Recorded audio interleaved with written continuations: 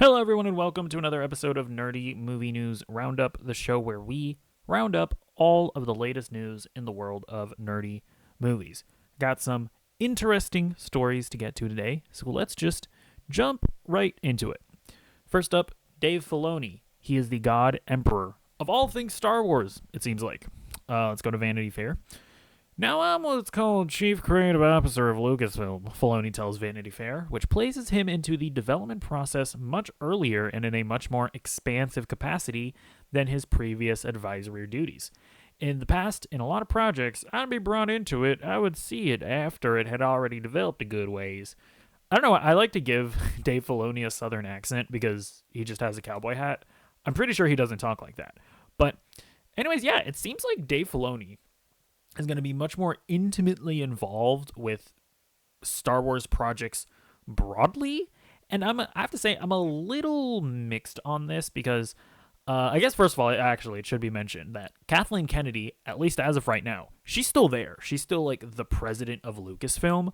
But I almost wonder if this dynamic is now going to be kind of like James Gunn and Peter Safran, where when you look at that dynamic of how they're running DC Studios, James Gunn is the creative guy. He's coming up with the plan. He's, green-lighting all the scripts and whatnot. And Peter Safran seems to be doing all the boring, like company duties, right? He's filing taxes. I don't know. Probably not that. But he's doing all the boring stuff. And this could work here for Star Wars, where Kathleen Kennedy, as, incompetent as she is as a creative head, she's probably fine as, like, the person doing the boring producing stuff. And yeah, get somebody like Dave Filoni to do the creative stuff. Now, where I become mixed on this is because I'm a little mixed on Dave Filoni's work.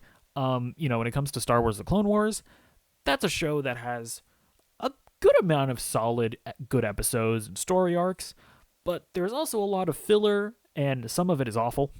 You look at Rebels. I would argue Rebels is more consistent than The Clone Wars, but even still, you got your filler episodes there. Then he went on and he did The Mandalorian. The first two seasons of that were pretty good. Although I think that's a show that kind of, as it goes on, it gets worse and worse to the point that season 3, kind of booty. I think we can all agree with that. Although I think I like season 3 more than most people, but even still, it's not great. Then you get into Ahsoka. Ahsoka's possibly the worst thing that he's done, and Ahsoka is also all Dave Filoni, because when you look at The Mandalorian, he was very much doing that with Jon Favreau. So I even look at Ahsoka and I can't help but go, was most of the reason that The Mandalorian was as good as it was because Jon Favreau's not there? I'm not saying that is the case. I'm just saying that we have to wonder, So I guess all that being said, I'm glad that there's somebody in charge. Like, I'll take a Dave Filoni over nobody, but I do just wonder if he, even with his experience, if he is the right person for the job. And at the end of the day, I also hope that he has the wisdom to recognize when, hey, this guy that's doing this project, I don't need to interfere with him, right? Like, when it comes to Tony Gilroy and Andor, I hope he also has the wisdom that he can, like, sort of treat something like that how James Gunn is treating Matt Reeves and his Robert Pattinson Batman franchise, to where, hey, Matt Reeves knows what he's doing. We're going to let him cook. Like, I really hope that Dave Filoni goes to, like, Tony Gilroy and he's like, hey, let him cook. Let him do his thing, right? Like, I don't want, like, because I don't want Dave Filoni to, like, kick down the door, put his ginormous Dave Filoni cock, slap it on the table, and he's like, Tony, you have to put a Jar Jar Binks cameo in Andor Season 2. Like, I hope that he has the wisdom to not do things like that when there's obviously, like, an auteur filmmaker that knows what he's doing. But then at the same time, I absolutely want Dave Filoni to, like, be overseeing whatever the next Star Wars trilogy of movies are, right? Like, if there is going to be, like, an episode, what would it be, 10, 11, and 12, there needs to be a guy that's able to have just a general plan. And by the way, I do think that that is where Dave Filoni can excel as someone that's sort of the creative overhead. Like as long as he gets great screenwriters to work on his scripts, then I do think that him being the creative overhead, like that is something that could excel. Because I don't think he's as talented as a screenwriter. And I think Ahsoka kind of proves that. So, I don't know. We're going to have to wait and see. At the end of the day, I'd rather have him than nobody. Which is what it felt like we had before. So, yeah, we really are just going to have to wait and see what projects come out of this, right? You can't necessarily look to like Andor Season 2 or The Acolyte or Skeleton Crew, to be honest. But I think once we start getting some of the movies that have been reported on, and projects beyond that, I think we'll really be able to see if Dave Filoni's impact is positive or negative. All right, next up, let's get into some Superman legacy castings. So first up, Nicholas Hoult is playing Lex Luthor in Superman Legacy. And I think this is really solid casting, you know. I think he looks good bald, right? Gotta have that. And I just think he's a great actor. You know, if you don't know him, he's the guy that played Beast in the newer X-Men movies, right? X-Men First Class and Apocalypse and what was the other one? Dark Phoenix. And I think he was great in that role. And I think he's just a guy that I really like. He's also pretty tall, so I'd really like to see James Gunn go in the direction of making like a really imposing Lex Luthor. Like, not that the Jesse Eisenberg Lex Luthor couldn't have worked. I think a little Weasley Lex Luthor could work, but I don't know. I think it's time to go kind of like more comic booky. Make him be like the Lex Luthor that wants to be like peak physical perfection because he feels so insecure against Superman and all of that. I feel like that's the direction that you can go, and I'd really like to see Nicholas Hoult really bring a gravitas to the role. And then, yeah, we also have some more casting here. So do you have Jimmy Olsen and Eve Teschmacher? This is what they look like.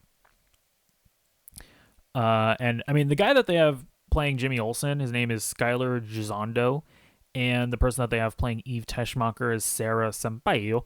I have no idea how to pronounce her name. Yeah, I think they look, or I guess specifically Jimmy, because I don't really know that much about Eve Teschmacher. I haven't seen the original Superman movies. But the guy that they have playing Jimmy Olsen, I mean, this seems perfect. I don't actually know much about this actor. Literally the only thing I've seen him in is that one movie is The Amazing Spider-Man, because apparently he played Gwen Stacy's younger brother. And I think I do remember him from that. Apparently he was in Booksmarts. If I'm being completely honest, I don't really remember his performance in Booksmarts that much. But yeah, I mean, from what I've read, he is a good actor, and I mean, just visually, it's Jimmy Olsen, you know. Yeah, I think this is really exciting as well. And yeah, Eve Teschmacher apparently is like Lex Luthor's assistant in the sort of Richard Donner Superman movies. Apparently she's kind of like a goofy character, so I don't know exactly how they're going to handle her in Superman Legacy. But I guess the other thing to bring up with all of these Superman Legacy castings is just the fact that, you know, there are some people out there that are worried that Superman Legacy is going to be overstuffed. There are too many characters. And I always just like to reiterate that a movie is never really bad because there are too many characters. You can have a lot of characters in a movie, right? Look at Oppenheimer earlier this year. That is a movie that has a never-ending cascade of characters and famous actors that show up in that movie. But Christopher Nolan competently directed that movie, and at no point did it not feel like an Oppenheimer movie. You know, at no point was I watching it going like, "Oof, this is an Albert Einstein movie now. He's completely overshadowing Oppenheimer." It's like that never happened. So as long as, like, I have faith that James Gunn is going to just competently write the script and direct the movie in such a way that there are admittedly a lot of characters, but it is always going to be primarily a Superman movie. And I'm sure like a lot of these characters probably aren't going to be super prominent characters in it, right? Like Guy Gardner and the hot girl lady and what is it, Metamorpho, whoever the hell they cast in this movie. Like they're probably not going to be in it too much. Like my guess is that the movie is probably going to focus on like Superman, his relationship with Lois and Jimmy. And I think Lex Luthor will probably be a prominent character in it, although it seems like the Authority are going to be the main villains of the movie. That's kind of what it's seeming like right now, or at least members of the Authority. Because the engineer, I think, is also being cast in the movie, and there was an article that we talked about last week that alluded to the fact that there was going to be a villainous team in the movie. So we'll see, but I don't know. I think at the end of the day, the focus of this movie will most likely just be on Superman, Lois, and Jimmy. Like that, they are going to be the heart of the movie. At least that's what I'm assuming. Who knows? But again, if we watch the movie and it turns out bad and the focus is not enough on Superman, it will not be because there were too many characters. It will be because James Gunn just didn't effectively make the movie. So, just want to throw that out there. All right, next story. We got some weird Karate Kid shenanigans happening. Let's read this here from The Hollywood Reporter. Jackie Chan and Ralph Macchio, both of whom starred in Karate Kid movies decades apart, are set to reprise their popular characters in Sony Pictures' latest installment. The latest iteration will bring the story to the East Coast and focus on a teen from China who finds strength and direction via martial arts and a tough but wise mentor. Karen Rosenfeld is producing the feature, which Sony has penciled in for a December 13th, 2024 release date. A spring shoot is being eyed. This is kind of weird. So, I remember a long time ago, there were rumors of a Karate Kid movie that Sony was developing without the producers of Cobra Kai, because those reports had come out, and somebody, and if I'm remembering the story correctly, somebody had asked the producers of Cobra Kai, like, "Hey, are you involved in that movie?" And they were just like, "We don't know anything about that." And I just remember being like, "That's bizarre.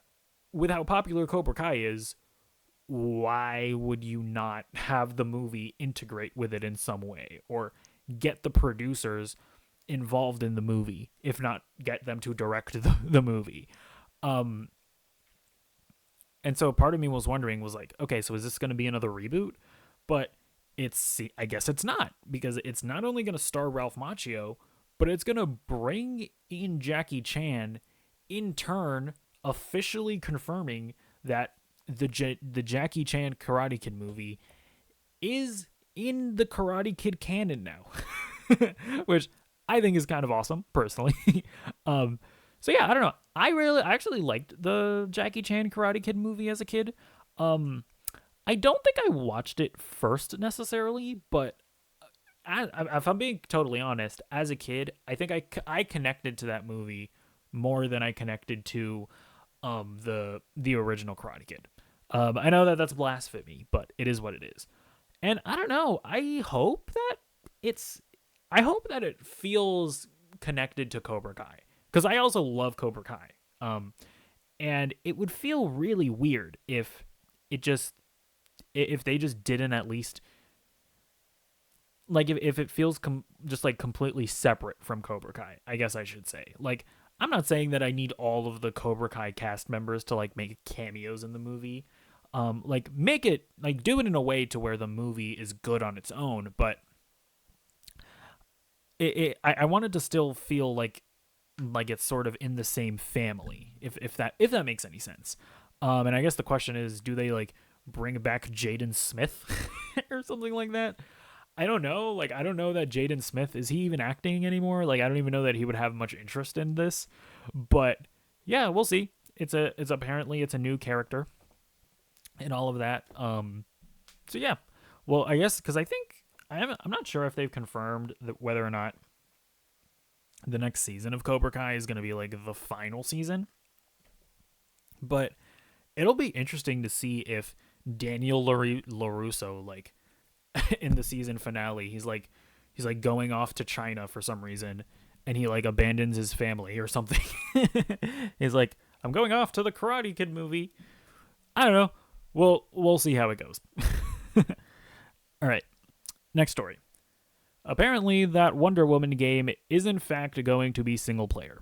This is coming from IGN. Wonder Woman is a single-player action-adventure game set in a dynamic open world.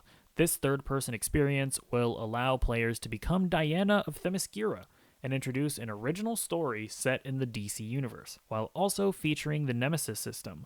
Wonder Woman is not being designed as a live service, a Warner Brothers spokesperson said.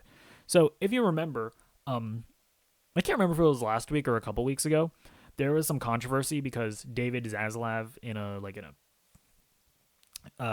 investors meeting or whatever, he had mentioned that they were going to be doubling down on live service games with their big franchises like Harry Potter and DC and Lord of the Rings and whatnot. And people were obviously concerned about that. Of like, a lot of people interpreted that as they're just not going to make any more single player games. And I tried to temper those flames a bit because he didn't say that they weren't going to make any single player games anymore. He specifically said that they wanted to include more live service games. Now, at the end of the day, I don't think that I'm personally of the opinion that a DC games probably shouldn't be live services. Like, I think most DC fans just want great single player narrative driven games. So, but even with all that being said, I never once thought that we weren't going to get a Hogwarts Legacy 2. I never once thought that we weren't going to also get, single player DC games like this Wonder Woman game. But I mean, I think at the end of the day, it is still just depressing that the games industry is at a point where they had to clarify that a Wonder Woman game was going to be single player. That is how just beyond bloated this industry is when it comes to live service games, and that is how incompetently like Warner Brothers is at communicating with their audience, that it wasn't made clear that the Wonder Woman game wasn't going to be a live service. Like, what would that even mean? And yeah, so I guess just to temper some fears, it's like, guys, there's going to be Hogwarts Legacy 2. James Gunn has said that there are going to be games within the DC universe. I would be shocked if those games were live service. I would imagine that those are going to be narrative-driven single-player games. I just hope that what they really should be doing, if they want to go live service, is build new studios and hire people specifically for live service games. You can't keep like what they did to Rocksteady is beyond depressing to me. Like they were one of my favorite studios. The Arkham trilogy is one of my favorite video game trilogies of all time. Those are some of my favorite games of all time.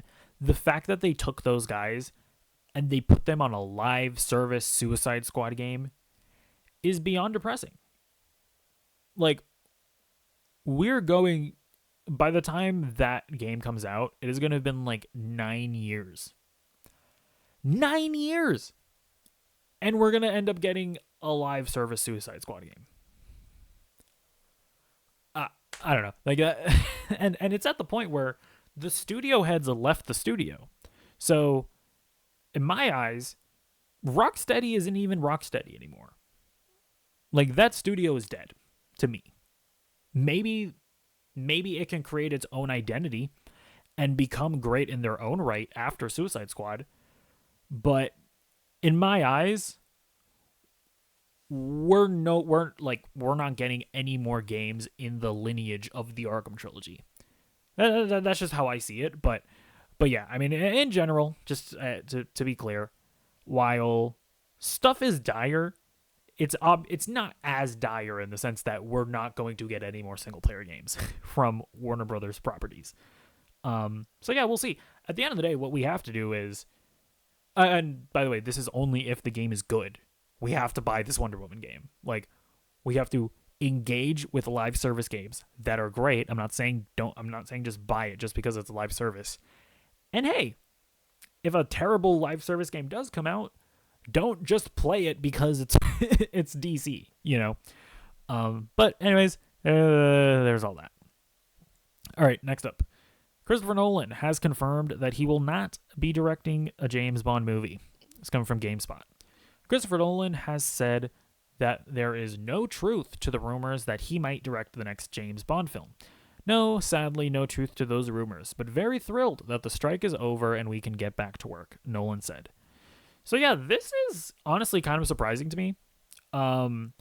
After Christopher Nolan expressed interest in directing a James Bond movie, and he was kind of essentially, he was speaking to like in an interview, but if for all intents and purposes, like laying out his requirements for directing a James Bond movie, where he was like, he basically had said, if I'm going to direct a James Bond movie, I need full creative control, right? Like, it needs to be my movie.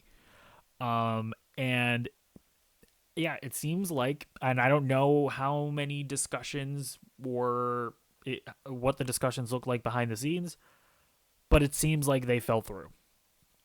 And I'm not going to lie, while I knew that the people that hold the rights to James Bond, I think it's like Barbara Broccoli and her brother or something. I can't remember if they're like the granddaughter of the guy who wrote the James Bond books or something. But there's like a group of people that hold the rights.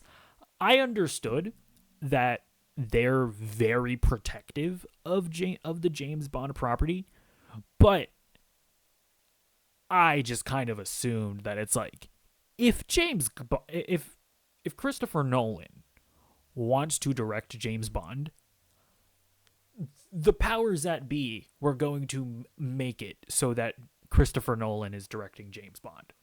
It's like, as protective as you are over the IP, surely if Christopher Nolan wants to direct it, you're just going to let him cook. But apparently that wasn't the case. And Christopher Nolan, they couldn't reach to a deal. And yeah, that's kind of unfortunate, but we'll see what happens from there. But yeah, it's gonna be interesting to see what Nolan does next. He has said that he doesn't want to make something as grim and depressing as Oppenheimer. So I kind of hope he goes back to a more populist, blockbuster direction. Because I'm, if I'm being totally honest, I haven't been in love with his movies as of late. I did really like Oppenheimer, but I'm not a huge fan of like Tenet and Interstellar. I'm, it's one of those things where I fully admit that I'm too stupid to even understand what the hell Tenet was about. But I don't know. I kind of just like for Christopher Nolan to just sort of let loose a little bit and just direct like a more traditional blockbuster. But we'll see what he does. All right, so apparently that Knights of the Old Republic remake that we talked about being canceled apparently is still in development to some capacity. So Jason Schreier, he's like an industry scooper guy, is what he has to say. Can't say whether the KOTOR remake will ever actually come out. But yes, 2 people from Saber Interactive tell me they're still on it.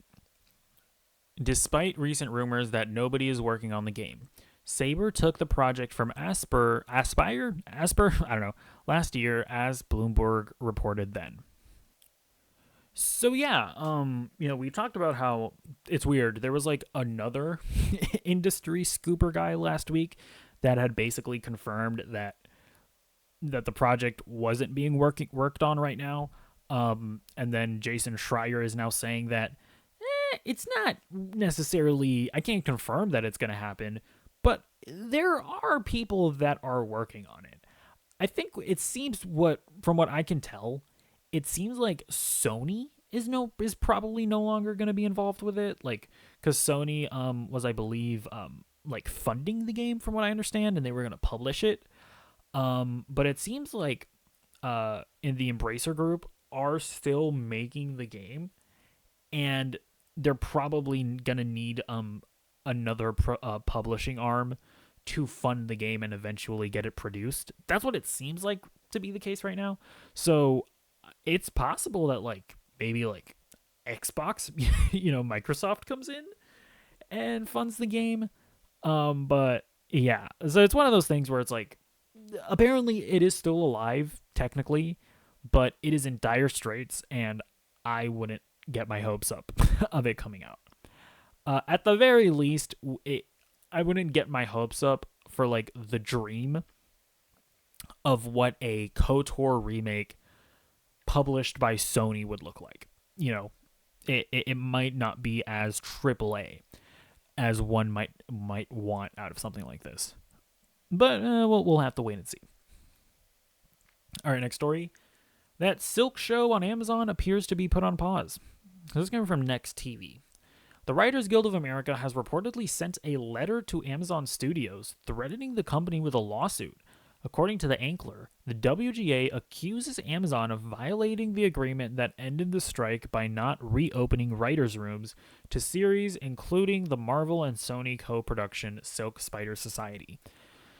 So it's unclear what the language of the agreement is. So I can't necessarily speak to that, but apparently it is the case that Amazon has paused a bunch of their shows, including the Silk show.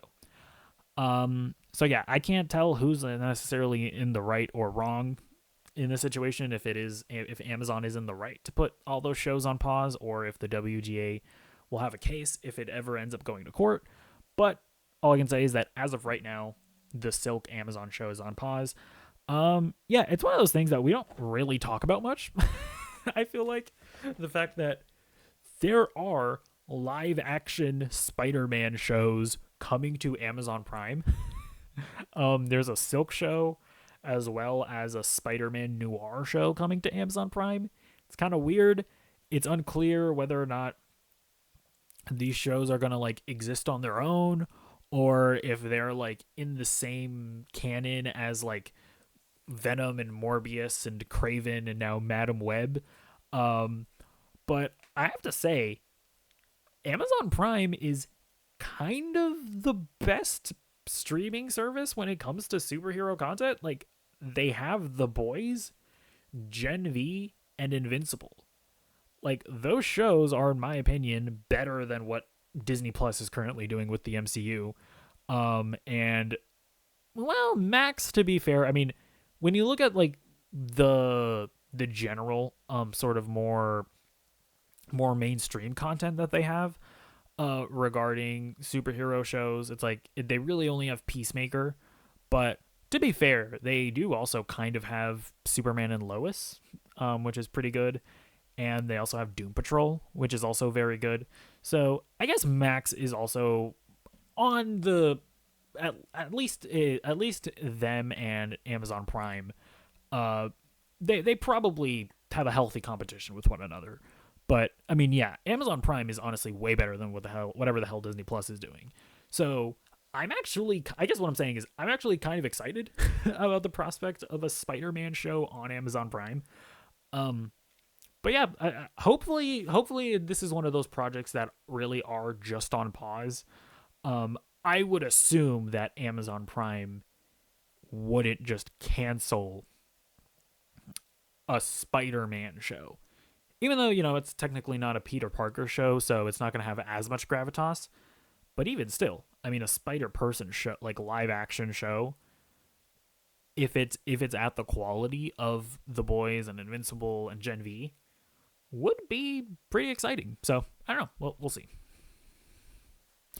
Oh, and especially since we're probably going to see Silk in the Insomniac Games universe, I think it would probably be good for the profile of the character if there's like a big mainstream Amazon show. But anyways, yeah, we'll see what happens. Deadpool 3 has resumed filming. Yeah, that was our last story of the day, by the way. But Yeah, Deadpool 3 has resumed filming. A bunch of the cast and crew were posting on social media about it. And yeah, this is. I don't think there's. I don't think it's. I don't think it's an exaggeration to say that this is like the most important movie that Marvel Studios has probably ever produced. You know, with the complete and utter failure of the Marvels, the MCU is undoubtedly at the lowest point that they've ever been in, and they need this movie to hit. like this movie is going to be big regardless, I would say. Like there's no way that this movie doesn't make at least $700 million at the box office. But like they also need it to be good. People need to come out of this movie and be reminded that it's not necessarily that I have superhero fatigue. It's just that I had mediocre superhero fatigue, you know?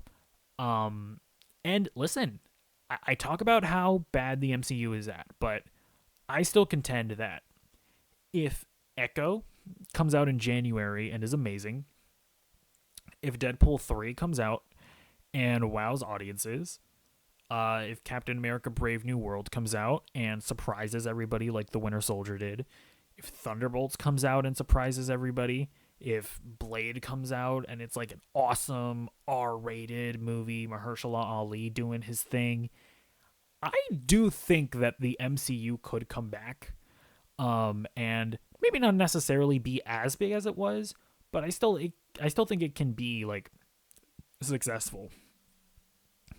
But man, if Deadpool 3 is bad, ooh, because the thing about a lot of the upcoming projects as well, where it's like you have a Captain America movie without Steve Rogers as Captain America, and I'm not even one of these people that's like Steve Rogers is Captain America is Steve Rogers, Sam Wilson is Sam Wilson. You know, like the whole like stupid Miles Morales discourse. I'm not even talking about that. I'm just saying that it is just objective truth that most people associate Steve Rogers with Captain America, and Captain America Brave New World is just going to inherently have that against it.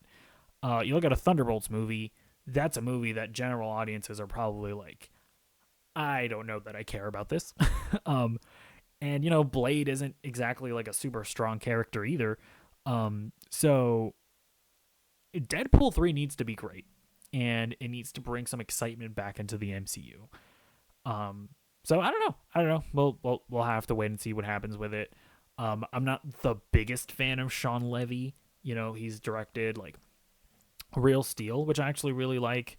But then you get into like Free Guy. I'm like, you know. I mean, he did do work. He does work on Stranger Things as well. So, you know, I'm not exactly sure how much of an influence he's had on that, but apparently he is like one of the big producers on that. So, we'll have to wait and see. All right. That was the last news story. Let's get into what I've been watching. So I watched Scott Pilgrim Takes Off. This is the latest reboot of Scott Pilgrim. It's a show on Netflix. I think it's an anime. I don't know if it's made by an anime studio, but it feels like an anime. It has like an anime intro where like there's like an intro song and it's a Japanese lady singing. So I'm pretty sure it's an anime. Either way, I really loved it. It has all of the voice cast comprises of all of the live action actors reprising their roles. So you have Michael Cera as Scott, you have Mary Elizabeth Winstead as Ramona, Chris Evans, Aubrey Plaza, like they're all back. So that's really cool. And the animation is wonderful. And I think that this show is a really good example of how reboots can change things from the source material and be additive to the source material, to where, in my opinion, I mean, granted, I haven't read the manga or whatever, or was it an original comic book that it was based off of? I don't know. I haven't read the original source material, but when I just look at the movie, I think that this stands alongside the movie as just additive material that adds to just the franchise as a whole. like this is a show that I just think adds more depth to the franchise. Because I guess I'm gonna spoil. So I'm gonna spoil something that happens in the first episode. So if you don't want to, because I think it's great. If you don't want to be spoiled, just skip to the next topic. But in the first episode, Scott Pilgrim he dies.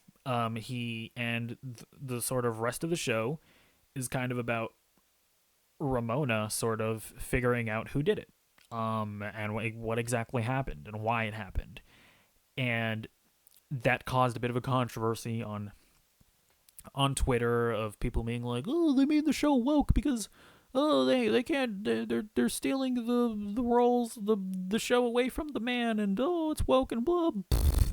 And it is so sad that that's where we're at with discourse surrounding entertainment, that you can't even make like a creative show like that, or a creative a creative move like that to actually like do a reboot and change stuff around with a purpose, because there is a purpose to it all, without it turning into like a stupid political conversation. And it is really annoying that people are so just like autistically entrenched in online politics that they're not even like critically thinking about any of it, and or in some cases like giving the show a shot. So I don't know. I think it's great, and I definitely recommend people watch it. So yeah, let me know what you think about it if you've seen it. All right, next up, I also watched Invincible season 2, episode 4. So Invincible season 2 so far, when it comes to the first 2 episodes, I was a little bit mixed on. I thought it was a little slow, but episode 3 and episode 4 are absolutely phenomenal. I've been in an interesting state with this show to where I haven't, because I've read the comic books, but all of the big moments that have happened so far, I wasn't like entirely clear timeline wise when they were gonna pop up. So I guess I'll spoil episodes. I'll spoil this season. If you haven't watched it, you should probably move on to the next topic. But like, I wasn't entirely sure when Nolan was gonna come back. I wasn't entirely sure when Alan was gonna die. I wasn't entirely sure when like this conflict with the Viltrumites were gonna happen. I wasn't sure when his brother was gonna be introduced and all of that. It's like all of this stuff is happening, and I'm actually getting the effect of being surprised, just because I either like forgot that was a thing that was gonna happen, or I just wasn't sure when it was gonna happen. So it's been a really cool experience, with me being familiar with the source material, but still being surprised by a lot of what's happening. And yeah, this episode was great. The fight with the Viltrumites was really awesome and gory and all that. I think everything that they did with Debbie continues to be incredibly heartbreaking. I like that they're introducing Art, right? The costume designer coming in and being her friend, which you know I remember from the comics, and I think that's going to end up being a cool storyline. Everything that's going on with Donald, I legitimately don't remember that storyline from the comics of him like discovering that he's an android or whatever. I feel like that's new for the show that they're exploring that, but honestly, I could just be completely forgetting it from the comics. I like everything going on with Adam Eve. I like that she's sort of discovering who am I really in this world. I continue liking Adam Eve. I'm excited for the future of her becoming a more prominent character. And yeah, I just think it was a really great episode, episode 4. Now, I will complain that the fact that they're taking a mid-season break is annoying, right? Like, this is my thing. You should have just waited until 2024 to start airing the series. We didn't need this season yet, because it started airing right after Gen V ended. it's not like Amazon Prime was in like serious need of superhero content. So uh, I don't understand why they made this decision. It's like, we've waited so long. We could have waited another couple months and for them to just air the season all the way through. Because it is just kind of annoying that we only have 4 episodes. Like that just is annoying. I really dislike mid-season breaks. So there's that. But that doesn't change the content of the episode, because this show is incredible. It just is. So yeah, let me know what you thought about Invincible Season 2A, I guess we can call it. And are you excited for Invincible Season 2B? I guess we can call it. All right, last thing I want to talk about today. I also watched The Hunger Games and the Snakes and Ladders, whatever the name of the movie is. I liked it. I didn't love it. And unfortunately, that's kind of just what my feelings towards Hunger Games in general is, where I feel like the only great Hunger Games movie is the second one. I feel like the first and the third one are just kind of mid. And that's just kind of how I feel like about this one. By the way, I also have a weird relationship with the fourth movie, because I remember as a kid, I read the third Hunger Games book. And I have like memories of the events of that book happening in live action. But I legitimately can't tell if I've actually watched the fourth movie or if I'm just like imagining those events with Jennifer Lawrence in them. Legitimately can't tell. But either way, none of that matters, because this new movie is a prequel. The Eminem lookalike person here is actually President Snow. It's like his origin story or whatever. And I mean, it's okay. I like all the actors. I think he's the main actor who's playing President Snow. I think he's good in the role. I think the character is interesting. I liked Rachel Zegler's character. I think like people like Viola Davis and oh god, I'm forgetting his name. Oh, he played Tyrion in Game of Thrones. Oh no. Oh my gosh, you know who I'm talking about. I completely blanked on his name, but I think he's really good in it. You know, I still like the world of the Hunger Games. I think that the whole alternate history dystopian thing is cool. It really is just comes to like direction and pacing, to where the emotional beats didn't hit quite as well as they could have. Some of the pacing just wasn't there. I would have liked to have seen some of the emotional beats, maybe let them rest a little more, building up to some of the tense scenes with the Hunger Games themselves. I feel like the pacing could have made some of those moments feel a little more tense.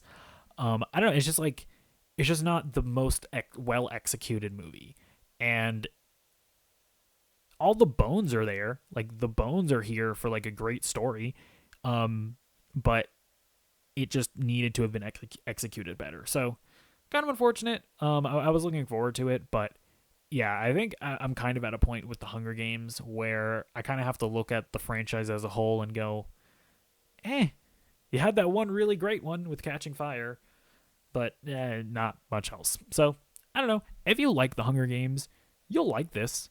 If you've never seen the Hunger Games, you can go into it and give it a chance, because it's a prequel, so you don't have to have seen the Jennifer Lawrence movies in order to understand what's going on. So yeah, let me know what you thought about any and all of the stories that we talked about today. Cause sorry, that's it for Nerdy Movie News Roundup. We did in fact round up all of the latest news in the world of movies. And I will see you in the next video. Goodbye.